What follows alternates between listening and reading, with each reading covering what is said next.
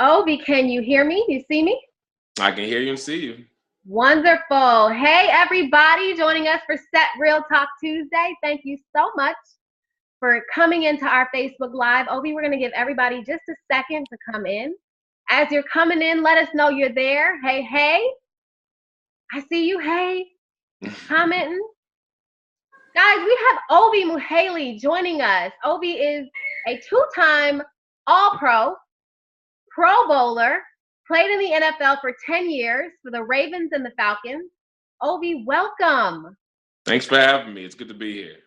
Thank you so much for joining us. Guys, I wanted to have Ovie join us for Set Real Talk Tuesday because Ovie is doing some amazing things.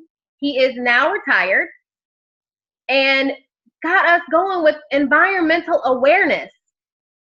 Not just environmental awareness, but he's created a comic. So, Ovie, I want you to tell us about that. But before we dive right into that, you're from Charleston, South Carolina. Yep. Nigerian.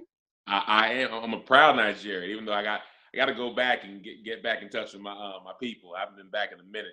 So, are you a prince? My dad said that his great-great-great-grandfather was a chieftain, so therefore I would have to be a prince, and my name means king in my parents' language. So I lean towards yes. That's how my wife. So you guys know when a lot of Nigerians come to America, they have a tie, they're a prince. Somebody in the family was a prince. You've heard that before. Absolutely. No, I think most of us are. Who's it? Osi Ibenyore, Adewale Gulie, Mobi Okoye, Christian Okoye. We're all princes in our own minds. Well, listen, I understand because I got this queendom going on over here. Okay. All right. Okay. So, guys, we have Ovie Mughelli joining us from He's originally from Charleston, South Carolina. You've made Atlanta home. I have. You played with the Ravens and the Falcons. Yep. And while you were in the NFL, you created a foundation. You're into philanthropy, so huge philanthropist. Yourself and your wife, and you partnered with Laura Turner. Yeah. Tell us how that happened. Ted Turner. I always wanted to give back. When you're a kid, you see people who need more, people who you want to help, but you don't always have the resources, or you always don't know how to help. So it was just my thing. I was like, one day when I got some money, one day when I got some influence, one day I can't wait to make a difference. And then God blessed me to where, I signed with the Falcons and got a big deal. I had the chance to really do everything I wanted to do. But now that I had the influence and the income, like, what do I do? Like, you don't want to make the mistake of getting in a lane that's not really for you. So people ask me, what are you passionate about? I'm like, just helping people. And I wanted to do something different. I wanted to go where I could really make a difference.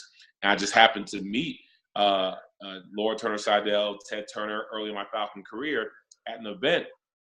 And I had loved their comic book and cartoon Captain Planet as a child because they had this African character called Kwame, and he was the Earth guy, and he had the Earth ring, and he was all about teamwork, and the Asian girl and the white girl, the black guy, and they all came together to form Captain Planet, which was a blue, awesome superhero. And just like every other boy my age at the time, I loved superheroes. So fast forward and meeting the person or the family that created one of my favorite shows, and learning that environment was something that was more than just a topic for a show. It was something to where they needed people to help fight this good fight. And they said, Laura told me, if you care about kids, you've got to care about the environment, period. I'm like, that's interesting, because I love kids. I love my babies. I got 3 right now, Olivia, Nasina, Obasi, 8, 5, and 3. And I wanted to make a true difference. And they said, we have such a need for, an African-American sports figure to reach those that, quite honestly, they couldn't reach. Because the people who care the least about the environment are affected the most by the environment.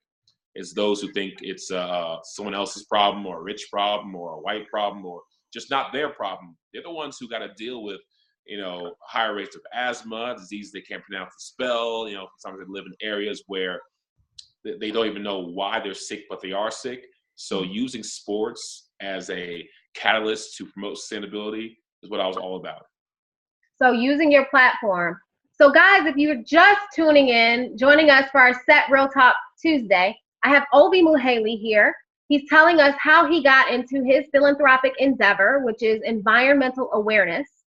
And for us, it seems maybe out of reach, or you're not sure exactly what environmental awareness is or how it affects us. If you tell us, Ovie, for example, what are some things that we do maybe that we're not even aware that we're doing that affects the environment and in turn affects us? Well, everyone's should now know about global warming. Everyone should now know about climate change.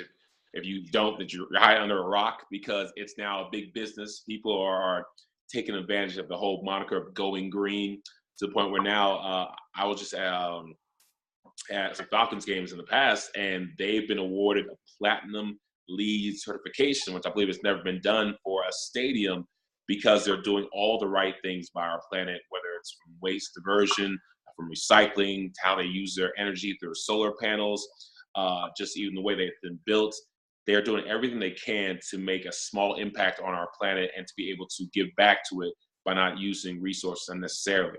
So buildings are now trying to be gold LEED certified, platinum LEED certified. They all want to vie for who can do the most to give back, because you can be able to do well and do good at the same time.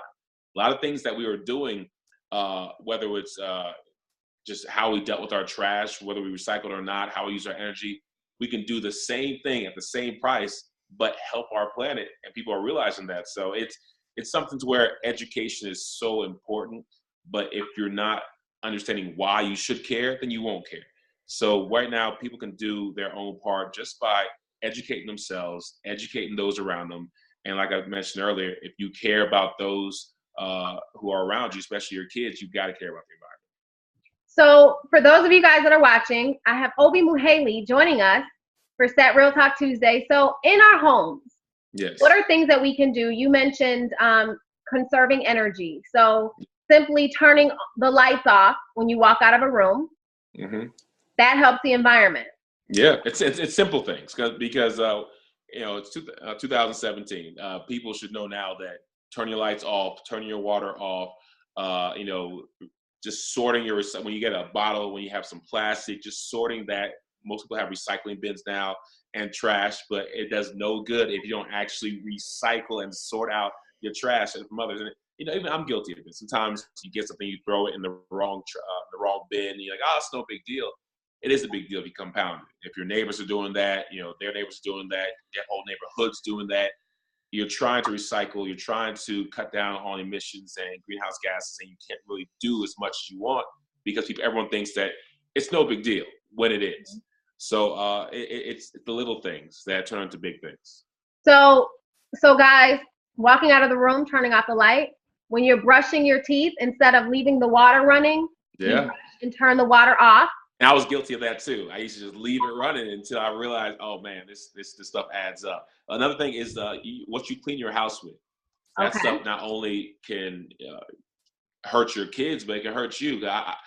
I've learned just by being friends with not only Laura Turner Seidel, but a lot of people in the green space, the chemicals that are allowed in some of the cleaners that our parents used, our grandparents used, it's stuff that is banned in certain countries. And people wonder why, they have respiratory issues, or wonder why they feel lightheaded or dizzy. Some of the fumes that come from this can hurt you in the long run and hurt your children. They're not ready to be breathing all that stuff in. So if you look at the backs of these bottles and see what's in some of the products you use, you'll be astonished. There are several green products out there that you can use as alternatives. So, I'm guilty. I clean with bleach. Yeah. So guys, if you're cleaning with bleach, that is something that we shouldn't be doing. There's a lot of home remedies that work, almost as good. You just got to research it, and you just got to know better. When you know better, you do better. So it's our job to help people know better. All right. So cleaning with more environmentally friendly products. Yeah. Making sure that we're conserving energy. And then if somebody wanted to join you in this movement, where can they go to get more information? Well, my foundation website is omfgreen.org. My beautiful, lovely wife helps run it, and she's always updating it and trying to Hmm. make sure we put tips out there and let people know what we're doing. When I got into the green space, I had a chance to meet the Turners. I wanted to do something different to use sports to promote sustainability. So the programs we created was one called Recycle on the Run, where people recycled while they ran, but it was a physical activity obstacle course with environmental brain teasers that kind of mimicked American Gladiator or Double Dare, or for those of us, young but old, the real world road rules challenges where they'd be out there Hmm. trying to, run over hills and put these big puzzle pieces together and try to find ways to solve problems. We just make them think. Like we'll ask them, what's the biggest issue for climate change in this area? We would have already gone over the answers. They can't just say the answer. They have to either throw a football through a hoop. They have to choose to run down the right path where there's a linebacker sometimes stopping them if it's the wrong path. They have to go back and backtrack. But it's a relay race where two teams are trying to go against each other and work together to find a solution to win the race. So Recycle and Run was great. Environmental football camps, where we have a football camp to teach air quality, water quality, green jobs, sustainability, environmental racism. We also did green speaker series where we'd have different organizations and different individuals in the green space who are making green by going green, like the guy who owns a solar company plant, or the guy who runs a recycling plant, or the guy who does sustainable farming. Have them come talk to our kids. We partnered with the Boys and Girls Club early on, but have the kids exposed to green jobs. A lot of them hear about it, but it's not a thing they really feel like is attainable. When they heard people are making money, there are new jobs coming up, and the more that you know about these fields, the more prepared you're going to be to get one of these jobs. So we try to do those things back in 07, 08 when we first got started. Nice. So, guys, if you're just joining us, we have Ovie Mughelli. He's telling us about going green, opportunities in the green space, Mm-hmm. environmental awareness, things that, we think about global warming. And you mentioned that Climate change. every Yeah. year that it's hotter every summer. Yes, every single year it's hotter, and no one's freaking out about it. But like a lot of the environmentalists I've talked to, and the really smart guys with glasses and white lab coats are like they're freaking out. And I try Mhm. not to be a gloom and doom type of guy because some people in the green space are, and understandably so. But I'm more about solutions guy. But at the same time, we need to understand if it gets 1 degree hotter every single year and we expect our grandkids to be all right in 130-degree weather, then we're crazy. We have to find a way to slow it, to stop it. But there are things that we can do. We just need to know that we need to do them. Mhm. So, from playing in the NFL, you transitioned to doing TV and radio with Yeah. CBS and Fox and Sports Illustrated. Yep. Then from doing TV and radio, now are you all in with just environmental Well, awareness? I am with my philanthropy, but my dad pulled me back into his field of choice. I didn't become a doctor like him. He's an OBGYN. My sister's a psychiatrist, and my little sister was a physician's assistant for a while. But I got into medical sales, and Okay. it allows me to still be in the field, get a chance to work with my dad and sister at times. I do a lot of genetic testing. We do everything from hereditary cancer screenings to pharmacogenetic testing, non-invasive prenatal testing, carrier screens. We're now adding other services to our list, like neuroconduction tests, sleep apnea, EEG, the whole lot. There's a lot of different ways to help doctors to help grow practices. I've always loved working with teams, so now I'm more of a consultant with some of these Mhm. physicians. So we always want to know what athletes are doing or they have the capability of doing off the field. Because we know that the sport playing the NFL, it's such a short window for a lot Yeah, of guys. You were able to play for 10 years, which is uncommon. very. And Especially for a fullback. Like my position was one where it was constantly trying to be eradicated. Quarterbacks or offensive coordinators trying to figure out ways they can play the game without the fullback. So I feel extremely blessed. I thank God all the time to allow me to play almost a decade at that level. so playing as you said, almost a decade in the NFL. How was the transition for you? Because we have a lot of our viewers, our demographic is of a female fan base. Mm-hmm. And many are mothers of potential athletes, Yeah. wives of the athlete, and or significant other. And so we think about the transition. Mm-hmm. So going from the NFL into your next career, how was that transition for you? It was easier than most because I had a great support system with my wife Masika, with my parents who were successful working people who came over from Nigeria at 17 and 19, and with the old story of no money in their pockets, but their drive, their work ethic, their passion allowed them to be successful. So they really instilled in me at an early age that football was just a pit stop in my road of life. It wasn't a destination where once you do that, you've reached the mountaintop and it's over. Because I have so many friends and colleagues who feel like once they retire, it's all downhill from there. Mm-hmm. And to be, 27, 28, 29, 30, and feel like the best part of my life is behind me is a very sad, depressing concept, but a lot of people live in that reality. So I took advantage of all of the opportunities the NFL afforded me. And, for any moms, sisters or just women who know football players, have football players in their life, make sure they use that as a stepping stone into their next passion or their other passion. You can be passionate about football, but there's much more to that in life. I took advantage of I went to Harvard, went to Wharton, went to Stanford for all 2-week business classes. I did NFL broadcast boot camp. I did sports Hollywood boot camp. I did, I did the writing boot camp. I took advantage of all the boot camps, all the free classes, and they had internships. I interned with SunTrust, interned with Lowe's, interned with Home Depot with Arthur Blank.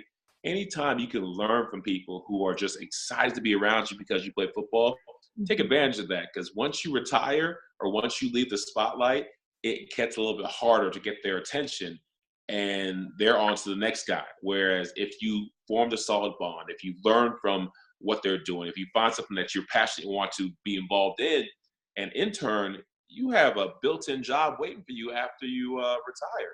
So I did that with the TV and radio world, which is why I went straight into that position. But I've always been one who wanted to ask questions and see how I can do more, which is why now I'm in the medical sales field. So you just always got to use use your environment and use the fact people want a piece of you so bad to get a piece of them in a good way and learn from what made them successful. Awesome. So guys, that was a major nugget. Those are keys that you're sharing with us.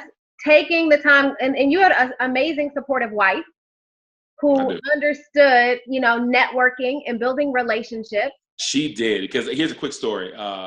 When I used to go to events, because draft parties, we'd have the CEOs of all these companies there, and the CFO, all the whole C-suite people, and I would hang around my guys, like my teammates, our group, and we're dressed up, and we got to be here because the organization wants us, and we just kind of grab some drinks, talk trash or just laugh about the game, and my wife came up with me to one of these events. She's like, "What are you doing?" She wasn't even my wife at the time, my foundation director. She's like, "All of the people in here that can help you be successful the rest of your life, people who are making millions of dollars, sometimes almost $500 million, and you want to sit here and just talk to people you see every single day, introduce yourself, compliment their shoes, start a conversation, talk about what you want to do, but more importantly, ask them, why did you get into the position you got, the career you got into? What made you want to be a CEO? How did you become a CEO? What was the biggest challenge to becoming who you are today? Who inspired you? Who's your mentor?" Ask questions and make them realize this kid is more than an athlete. This kid has something special. This kid is different.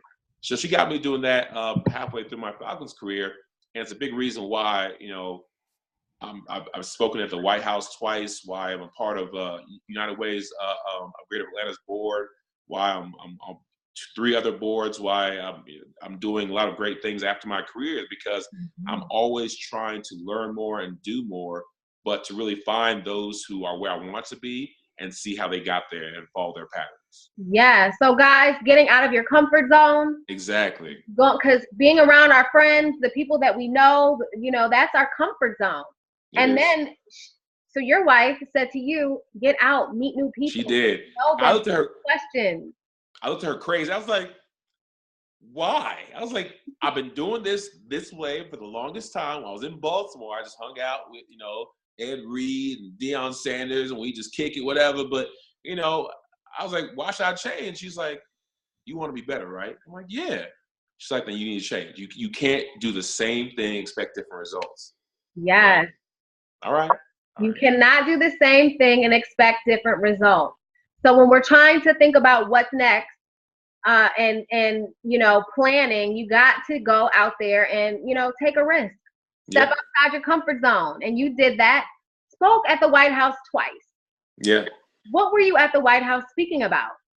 The first time I was the closing speaker for the first ever sports and sustainability panel that involved bringing leaders from all major sports league, NFL, MLB, NBA. We had NASCAR there. Met my friend Leilani Munter, one of the first female NASCAR drivers, who's big on the environment. But we had not only the sports leagues, we had sports players, Olympic athletes and everything, all saying, hey, we're athletes. We breathe a lot of air. We have to have a healthy planet to play our sport. And we want to say that we're very concerned about the way things are and want to do what we can to change it. And at the time, I had been doing some speaking with EPA, NRDC, and Sierra Club. And I was working with my environmental camps. I had some media coverage. And I believe Scott Jenkins, who a big part of the Falcons Platinum League certified stadium, was like, hey, I have some contacts who may be interested in having you speak at the White House. I was like, I'm not ready to speak at the White House. Like, I'm still learning for myself. And, they said, don't worry about being perfect. Just, show your passion. Mm-hmm. So I went up there. I was a closing speaker, and I talked about my kids, because that's something everyone can wrap their heads around. And my wife and I, our kids, our last two kids, were born premature. And it was one instance, actually happened twice, where it made it hit home. Our kids were born 3 pounds and 2.5 pounds respectively. They were these itty bitty pink little children. And we had to watch them grow from the NICU for months, almost month and a half mark. And doc was like, all right, we should be good. We should be able to get your kids out of the NICU and take them home. I'm like, perfect. Then he told us that the air quality in Atlanta was so bad that our kids' lungs weren't fully formed and could be damaged by the particles in the air outside the hospital. Wow. And I said, time out. So you're telling me the air that I'm breathing, the air in the city that I play ball in, can possibly kill my children if I take them out right now? It's like, right now, yes. And it just blew my mind to where I will run through a brick wall for my kids. I'll fight lions and tigers. I'll, take a bullet from, I'll do whatever for my children to give them the best life possible.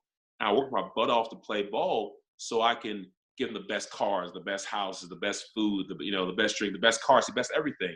But it did not matter how rich I was, famous I was, or how many connections I had. I couldn't give my kids life. I couldn't give them a future just by being me. I literally had to do something to deal with this issue, this crisis that is called, global warming, climate change, whatever you want to call it. Like, we're messing the earth up, and it's starting to affect me personally. And that's when everyone gets on board, when it affects them personally. So wow. my youngest daughter and my youngest son both had to stay almost an extra month in the NICU because of the air quality in Atlanta. And I made that point at the White House. I had a couple of people tearing up, and I had to hold my tears back because. Yeah, I'm sitting here a little misty-eyed. Goodness. You think, because when you talk about your kids, every mama and most dads too, you say, don't whatever you do, don't mess with my family, don't mess with my kids. Mm-hmm. And the environment came from my kids, and I was coming back at them. So this is something that became personal to me, to where I spoke there the first time. The second time, I spoke on a panel with other athletes, just trying to make this something that it's not a partisan issue. It's not a racial issue. It's not a socioeconomic issue. It's everyone's issue. Like to unite and fight against this is what our ultimate goal is. Mm-hmm. So you said something. Don't worry about being perfect. Show your passion. Yeah, And absolutely. Because trust me, I'm not. I told my wife this too. I'm not, the super green tree hugger guy that does everything about. I don't like. I drive a car to where I could drive an electric car. I'm actually getting one next year, but I don't do everything perfect. But you show your passion, you do what you can, and you take steps forward because one step leads to another step, leads to another step. Before you know it, you're where you want to be. But saying, "Oh, I can't be perfect," people are going to talk about me because they'll say, "Oh, you're a hypocrite, you're fake." No, you do what you can because every little bit counts. yes. So if we want to catch you at the White House, we can go online and I see. believe it's either Vimeo or YouTube, but someone sent me the other day. It says, "This you?" I'm like, "Yeah, I'm the lighting's not that good, but I'm the dark guy with the American flag in the background, talking about why I think it's important to go green." But yeah, you can find a bunch of stuff on Vimeo and YouTube, me talking at Blue Green Alliance and different events. But it's something that I'm going to keep talking about because it is important to me. And it's not a part-time job. Trying to do what's right for your family is a full-time job. But not just important to you. Guys, if you're watching, we have Ovie Mughelli joining us for Set Real Talk Tuesday. You're saying that this is something that's important to you. It should really be important to all of us, environmental awareness, because as you mentioned, the air quality in a major city like Atlanta is so poor that you couldn't take your newborn home from the hospital. Not on time, no. I think about not just Atlanta, but look at Flint, Michigan. Yes. The quality of the water, and these are right here in the United States. You mentioned a team when we were talking, guys, air quality. They were vomiting and getting sick during a cricket match because of air pollution. Absolutely. You can go online and there's several examples that caught my eye and I retweeted it. Look at my timeline on Twitter. And I was like, people ask me all the time, why should more sports players get involved in sustainability? I'm like, this is why right here. They pick pictures of cricket players with masks over their face trying to finish a match because they're trying to get into the playoffs or the next championship game. They can't finish it. They stopped the game 3 times because they're vomiting and they're feeling sick. And I've seen several pictures of whether it's in China, parts of Japan, where the smugglers roll in. The Olympic runners or trainers, they have to have little air filters on their arm and the little masks that allow them to still run outside and breathe in clean air. That could be us in 30, 50, 15 years if we don't try to do something. But I love the fact that you start to see more large companies have sustainability departments. You're starting to see more environmental coordinators or directors. You're starting to see people get it because you can make green and go green. You can do both where you can increase your bottom line and do what's right by the planet, which is in turn doing what's right by your kids. So it's possible. We just need to get everyone on board. So going to the grocery store and instead of using the plastic bags, we opt for reusable bags. That's one thing I do because they're small things, easy things you can do. I got reusable bags in my my trunk, so I go to grocery store, Kroger, Target, whatever. I just grab my reusable bag, walk in there. Some places, Whole Foods and whatever, they if you bring it the same bag, they give you a discount. So everyone's trying to give you incentives to do the right thing, but you really should do the right thing because it's the right thing to do. Right. So not only is it the right thing to do, but if it can hit home, we think about our children, our grandchildren, and generations to come, it makes a difference. Absolutely. So guys, Ovie Mughelli joining us, talking about environmental awareness, former fullback, played in the NFL 10 years. Now you have this major platform. You have your own comic. I do. Tell us the name of your comic based on Captain Planet. Captain Planet was my inspiration, and the comic's called Gridiron Green. So I don't know if you got some technology where you can show people, but here's just I don't know if you can see that.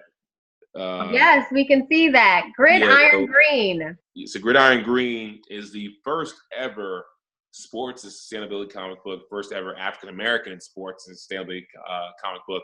I think the only environmental comic or cartoon I know of is Captain Planet. There's been some other good ones, but that's the main one people can recognize.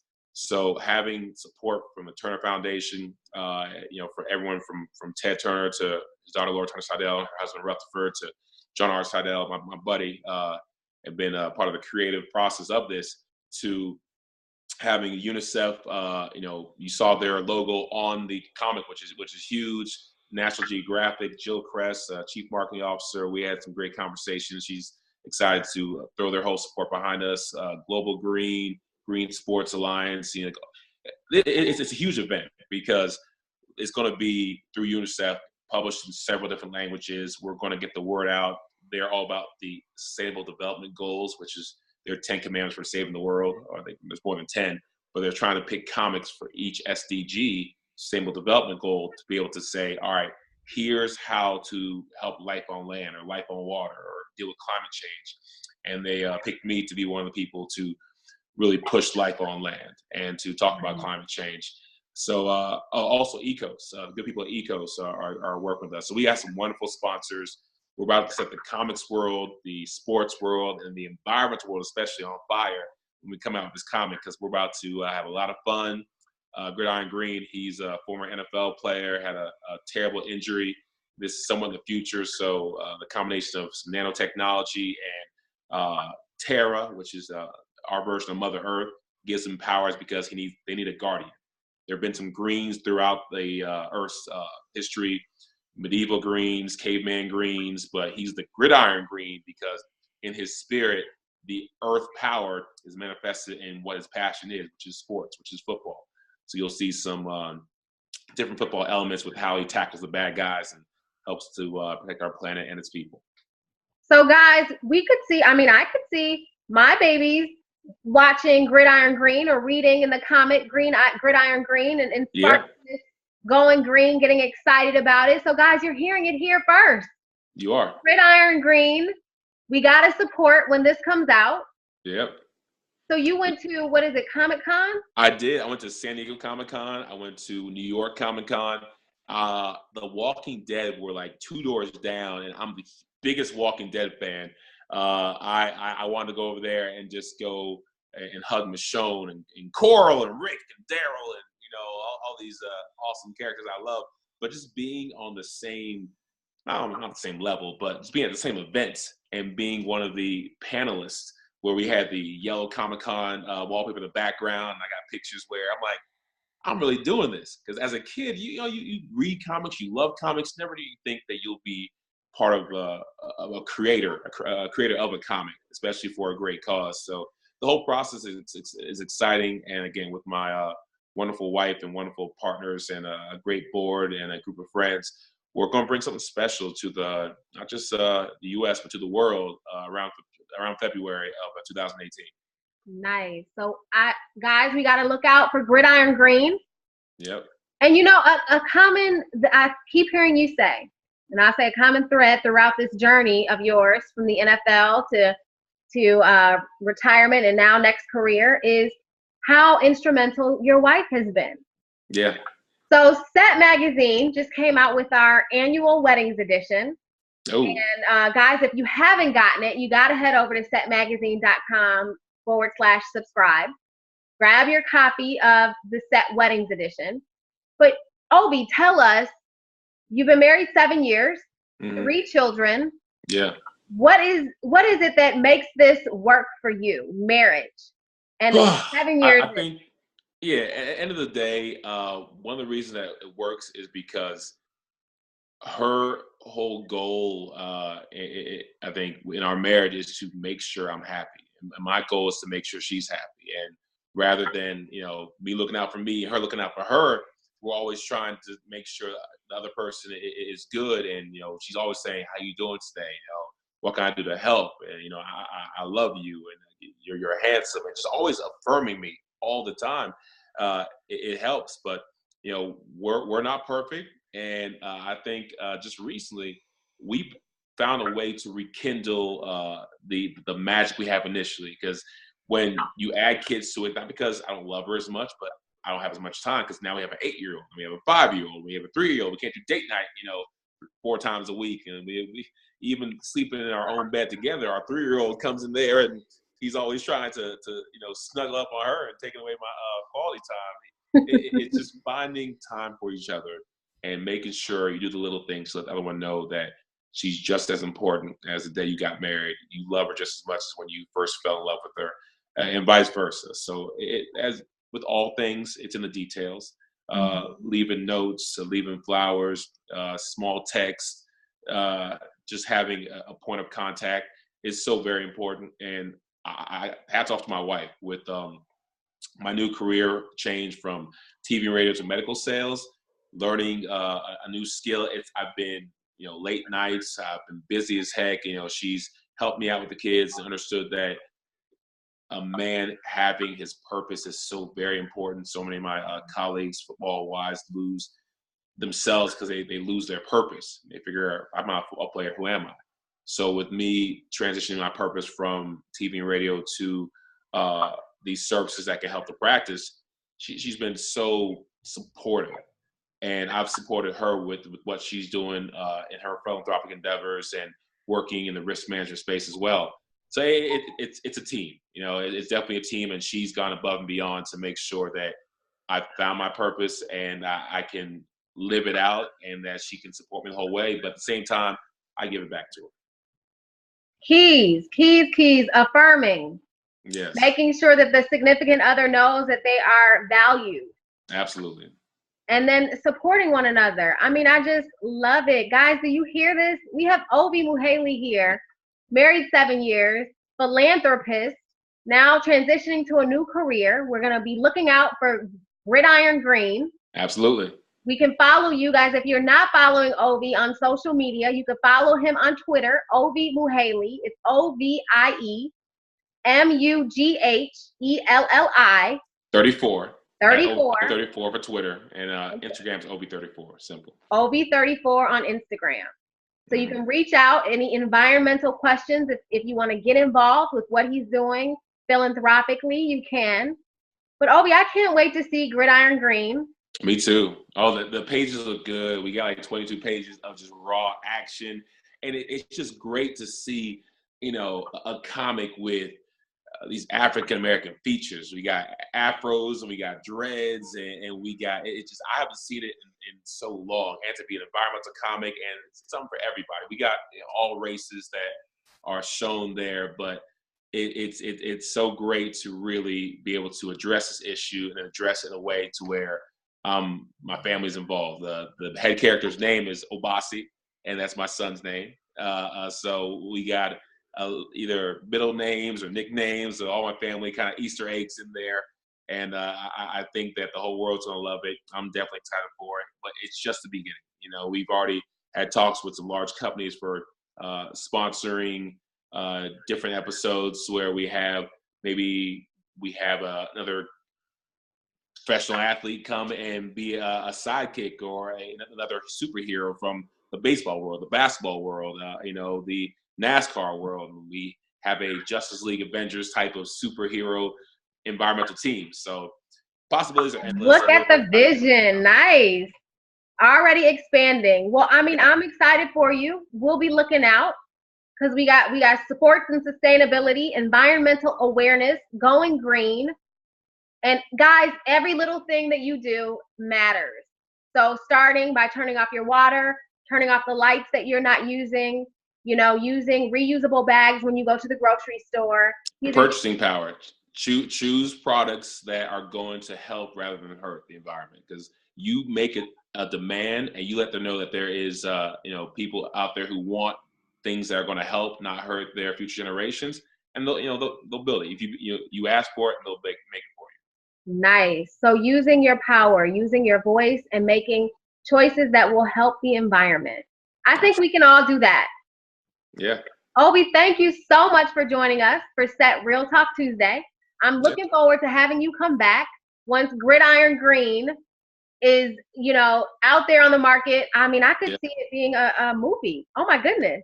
Absolutely. We've already, obviously the Turner Foundation has some contacts with Cartoon Network, and we've already had some talks with people who want to turn it from a comic to a cartoon at one of the Comic-Con, the New York Comic-Con. So it's exciting. I just want to take it step by step, make sure I do it right, and make sure I'm able to touch a lot of people in the way that Captain Planet touched me. Yes, yes. Well, Ovie, guys, we're set Real Talk Tuesday. Thank you for joining us. We're going to follow you. We're going to watch this journey of Gridiron Green. And guys, join us next week, same place, same time for Set Real Talk Tuesday. Ovie, if you get some DMs from people, we see you guys asking questions. He's going to answer you. So we're going to do better. Thank you again. Guys, this is Danisha Roll, and I'm set. This is Ovie Mughelli, and I'm set.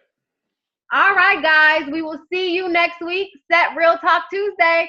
Have an awesome evening.